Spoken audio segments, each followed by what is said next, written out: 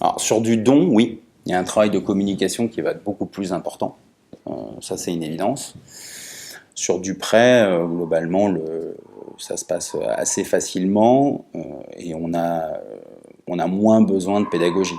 Parce qu'à partir du moment où vous faites un prêt, les gens se disent finalement c'est un investissement, comme je vous dis, mon livret A, mon PEL, etc. Donc c'est plus fluide. On voit le projet, on se dit ok. Quand on est sur du don, évidemment, il y a une partie pédagogique qui est plus importante. Et pourquoi vous n'avez pas les moyens dans le budget de le faire?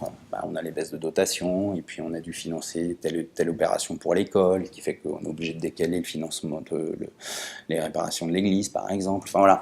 Donc c'est vrai que sur le don, il y a un travail, mais comme globalement finalement sur le crowdfunding dans la sphère privée ou associative, hein, quand vous allez vous lancer sur une campagne de dons, peu importe la plateforme, dans le milieu associatif, on sait très bien, et les associations qui ont fait le test savent très bien qu'il y a un engagement personnel qui est un peu plus fort. Voilà. L'avantage des collectivités, je dirais, par rapport à une association, c'est qu'elle a une capacité de communication qui est beaucoup plus forte. Et on parle souvent en crowdfunding de premier cercle, deuxième cercle, etc. Et par définition, une collectivité a un premier cercle qui est assez large par rapport à une association. Et donc, du coup, ils ont une capacité à mobiliser qui est plus forte aussi. Mais je vous rejoins sur ce